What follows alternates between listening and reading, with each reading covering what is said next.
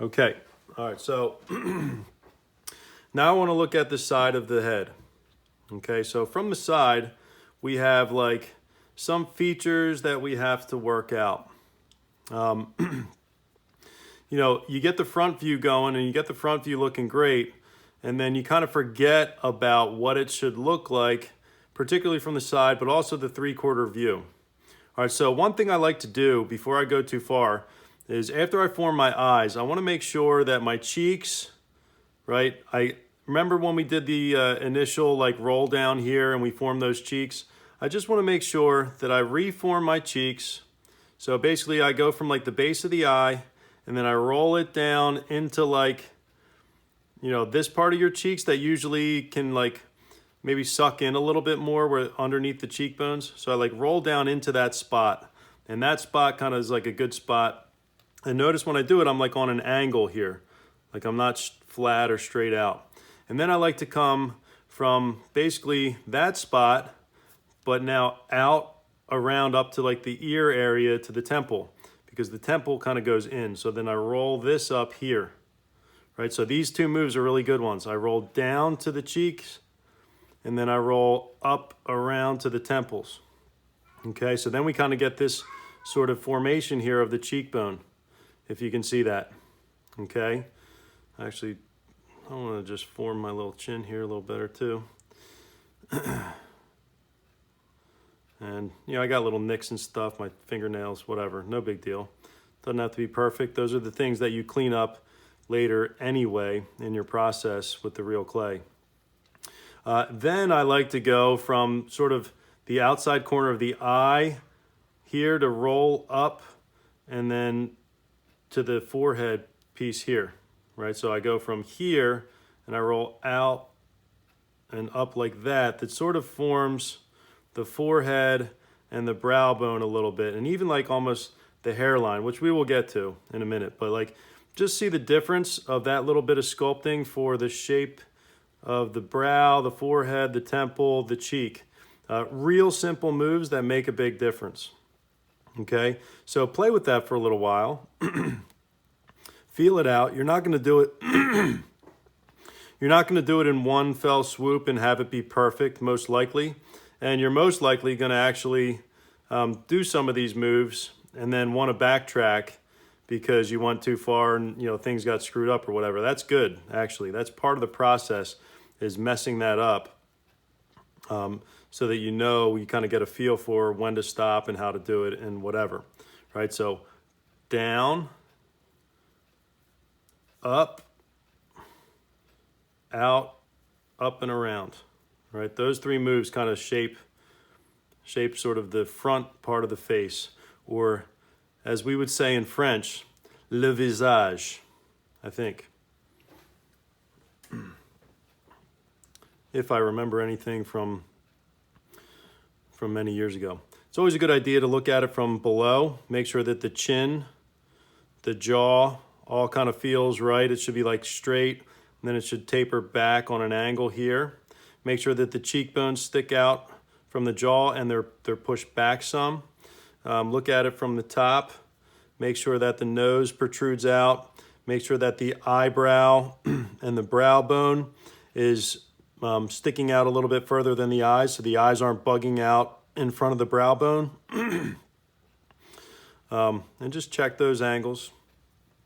And then once you do these moves here, your 3/4 view should start to take this shape like this.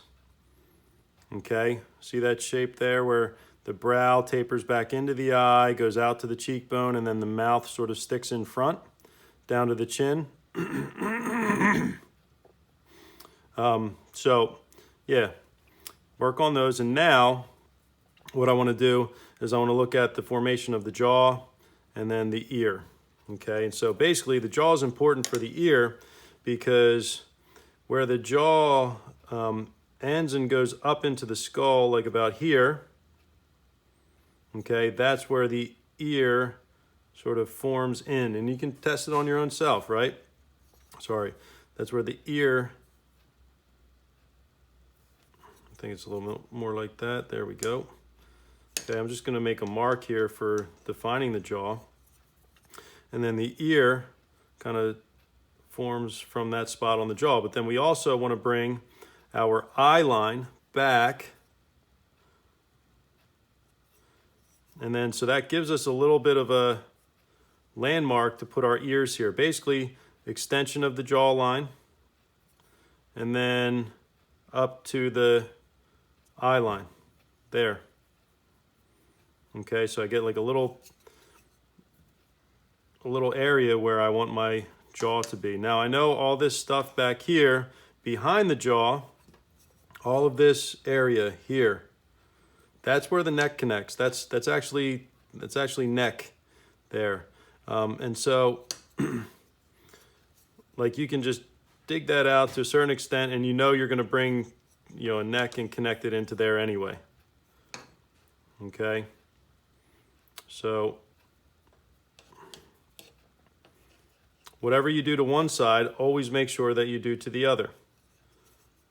And if you have extra clay down here, you know, get rid of it, whatever.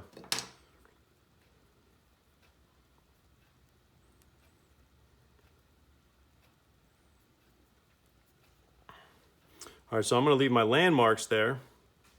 I'm going to check it for width from the front.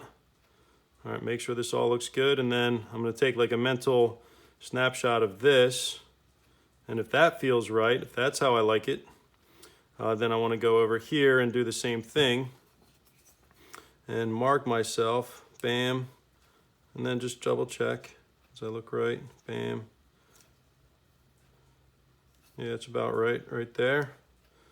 Okay, and then bring my eye line back so that I can get a basic feel for where my ear is going to be. Crap. And I can take some of this excess clay out. Okay. Okay, and so that's really how we form like the lower, what we would consider to be the mandible, right? The jaw, the mandible bone. And then you need to set that first, and then you can go in and you can play with your chin a little bit, you know, protrude the chin out, square the chin off, you know, whatever, make a cleft chin if you want, doesn't matter. But we have our landmarks here, here,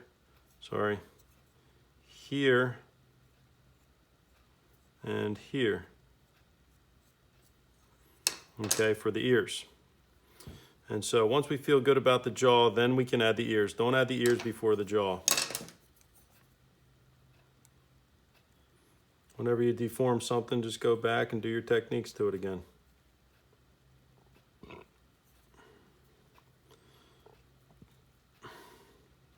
Always give yourself a double check. Does it feel right? Are my ears too far back? Are they too far forward? They should be about in the middle. So maybe a little bit more like this. Looks good to me. A little bit more like this is where I want my ear to be. So that means my jaw needs to, there we go. That's what I wanted. Good.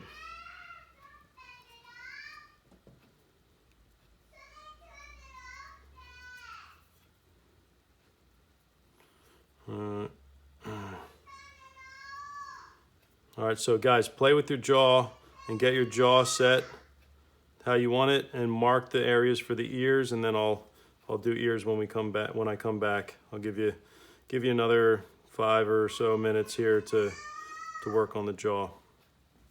Be right back.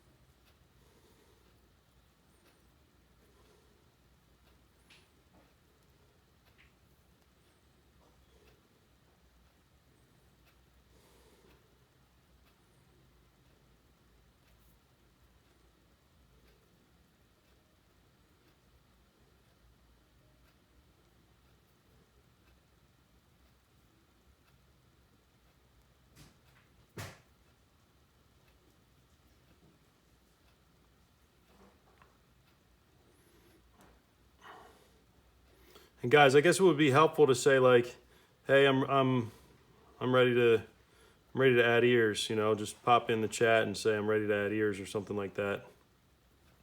That'd be cool.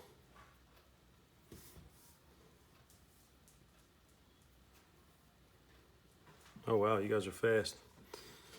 Oh, you know what? I was recording that whole time.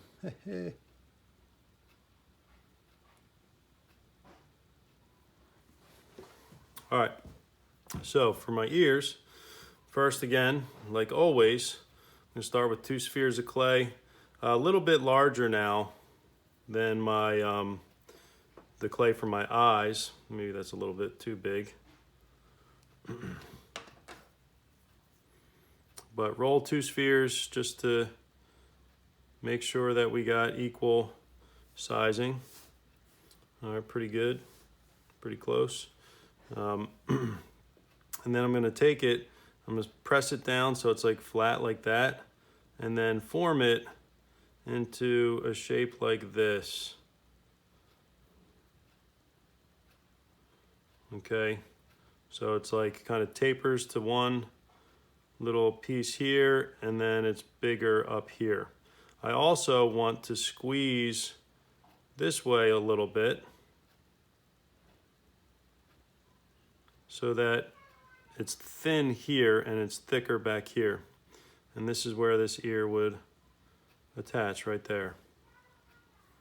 Okay, and so before I do anything, I'm gonna make sure, you know, that they're gonna be the same shape. So I press it down,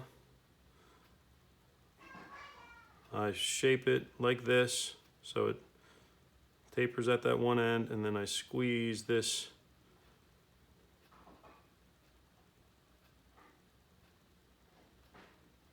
so kind of like that. Okay, and then I stick it in my spot, and I basically really want to, it looks like way too much clay in the beginning, but we're going to shape that clay out. Okay, and the main thing is that this little earlobe down here, right, we sort of leave round and we don't even mess with. We kind of like let that hang off. And so I'm going to come in and I'm going to blend here. And I'm actually, when I blend, I'm actually want to like press in a little bit here and then pull some of that clay for the blending for onto the rest of the face. So kind of pull it out like that and flatten it some. Okay, just like that. And I'm leaving this bottom part like the little earlobe. Okay, and then same thing on this side.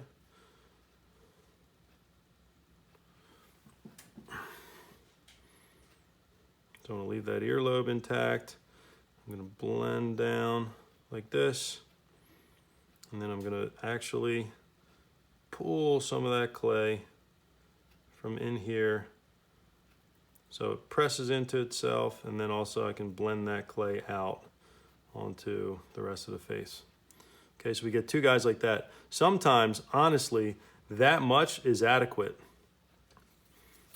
No matter what, I would do this next move, right, which will be actually taking your tool, and in the modeling clay on a scale this small is a little bit tough, but on your larger scale stuff, it'll be a little bit easier. I go in underneath and blend with my tool. But when I blend with my tool, I basically take a little bit of that clay, blend it down and pull it like this. And then simultaneously, I'm turning my tool that sort of lifts it. So I'm actually connecting the 2 pieces of clay. But when I connect them, I'm creating the illusion of them being separate by lifting my tool like this. So go all the way around the back by blending down and then lifting and rolling like that.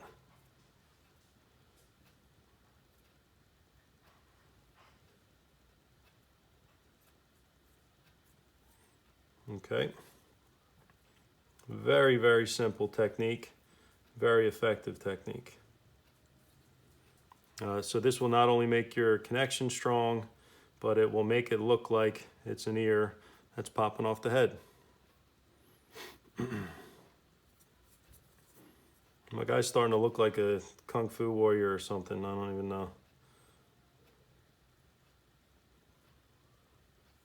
I love how these little generic heads always like, they start to take a personality and I start making up a story for them and then I make them into something. It's like one of my favorite things. Anyway, so pull it down and roll it up.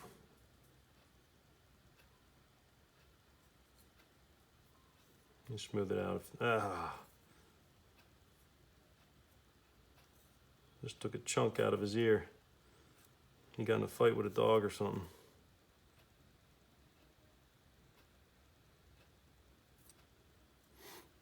Okay, and sometimes that much sculpting is adequate. Sometimes less can be more. Totally depends on, you know, the feel of your sculpture. But sometimes people could leave it at that and it would be totally fine.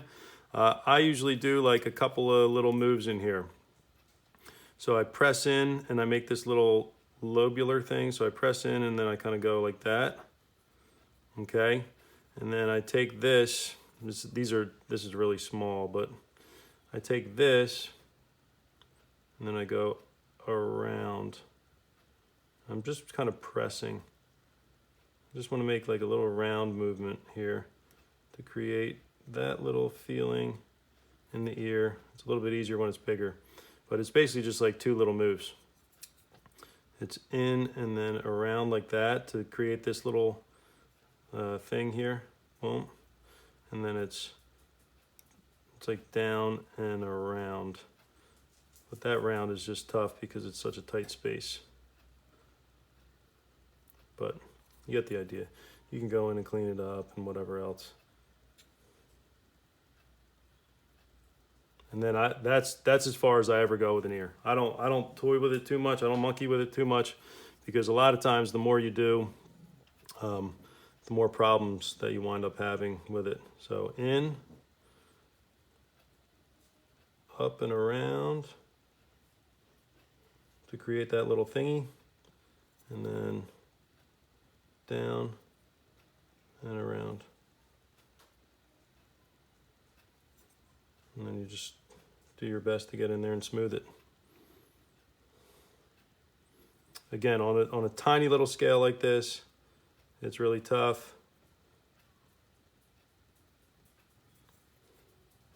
See, you know, you toy with it too much and it just gets all wonky and stuff, but try to keep it minimum. Try to keep it minimal. Bam, bam. If this was bigger and this was real clay, I would grab different tools and I would mess with it a little bit more, but yeah, there you go. That's the basic formation of ears. And so then the next step would be to establish the hairline. Okay, boom, boom. How it frames out the forehead, however we want our hair to wind up being. Boom, boom, boom. Always make it symmetrical, of course.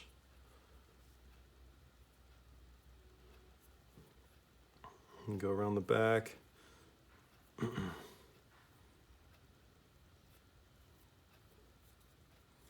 Yeah, you can, at this point, if you want to add a little meat to the neck back there, you can. But the hairline in general goes up, kind of tapers in around the temple, up, and then across. Sometimes you have a widow's peak. All right, up, tapers in around the temple, up, and then across. Right, just want to make sure it's equal. And then the hair. But I'm gonna wait a little bit. I'm gonna let everybody get caught up. And just continue shaping, guys. Check side view, check front view, check top view, check bottom view, check 3/4 view, check this 3/4 view. Make sure everything is as clear and symmetrical as possible. And then we'll do the hair.